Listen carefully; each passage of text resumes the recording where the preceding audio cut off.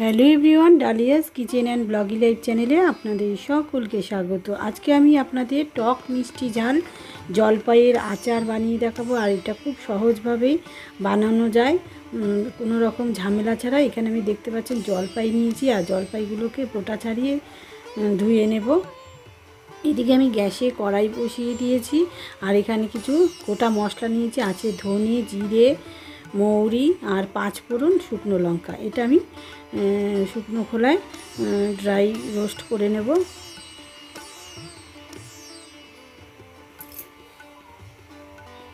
তো গ্যাসের ফ্লেমটা কিন্তু একদম কমানো থাকবে। এই অবস্থায় আস্তে আস্তে মশলাগুলো ভাজা হবে, ফ্লেভারটাও খুব সুন্দর আসবে।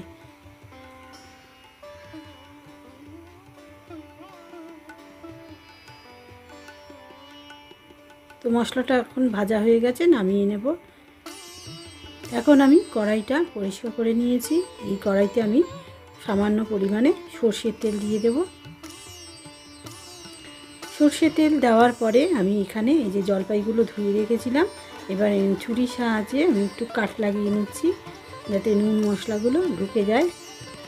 এবার আমি এই তেলটা গরম হয়ে গেছে, তেলের মধ্যে 2টো শুকনো লঙ্কা দিয়ে দিলাম, আর দিয়ে দিলাম 5 ফোড়ন 1 চামচের মতো। এবার আমি জলপাইগুলো তেলের মধ্যে ছেড়ে দিচ্ছি। এই জলপাইটা আলাদা করে আর সেদ্ধ করতে হবে না, এইভাবে ঝটপট তাড়াতাড়ি হয়ে যাবে বানালে। আমি অনেক সহজভাবেই দেখাচ্ছি। পরিমাণ মতো নুন আর হলুদ দিয়ে দিলাম। এবার একটু নাড়াচাড়া করে নিচ্ছি। জল দিয়ে দিলাম পরিমাণ মতো। এবার আমি 2-4 মিনিটের জন্য ঢেকে দিলাম। 2-4 মিনিট পরে ফিরে এসে আমি ঢাকনাটা তুলে নিচ্ছি। আর দেখুন জলপাইগুলো কিন্তু সেদ্ধ হয়ে গেছে। আমি খুন্তির সাহায্যে দেখছি, তো চেক করে তো সেদ্ধ হয়ে গেছে। এবার আমি একটা চামচের সাহায্যে জলপাইগুলোকে ভালো করে কেটে কেটে নেব। তো এই তো হয়ে গেছে। এবার ফুটিয়ে নিচ্ছে, আর 1/2 চামচেরও কম একটু ভিনিগার দিয়ে দিলাম। যেহেতু আমার জলপাইয়ের পরিমাণটা কম, সেই বুঝেই আমি ভিনিগার দিয়েছি। ভিনিগারটা দিলে আচারটা দীর্ঘদিন ভালো থাকে। তো এখানে আমি ডালা গুড় নিয়েছি, আপনারা চাইলে যে গুড়টা লিকুইড থাকে ওটাও দিতে পারে। তো আমার কাছে এই গুড়টা ছিল, তো এই গুড় দিয়ে দিলাম। এবার একটু ঢেকে দিলাম। গুড়টা দেখুন গলে এসছে, আর একটুখানি ফুটিয়ে নিলেই গলে যাবে। আর এখন আর ঢাকবো না। এইভাবে আমি গ্যাসের ফ্লেমটা কমানো অবস্থা আস্তে আস্তে ফুটিয়ে নেব। দেখুন গুড় কিন্তু এখন গলে গেছে, আর অনেকটা পাক হয়ে এসছে।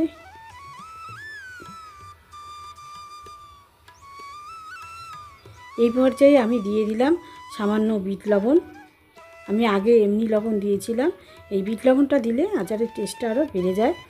তো এই যে ভাজা মশলা গুঁড়ো করে নিয়েছি, সেই ভাজা মশলাটা পরিমাণ মতোই দিয়ে দিলাম নামানোর আগে। এইবার ভালো করে নাড়াচাড়া করে নিচ্ছি, বেশ শুকিয়ে নেব নাড়াচাড়া করে করতে করতে।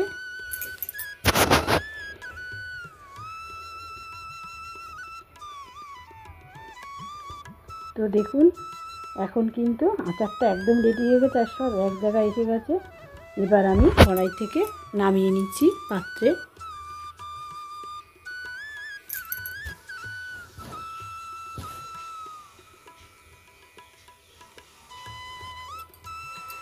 তো এই তো নামিয়ে নিলাম একটা পাত্রে।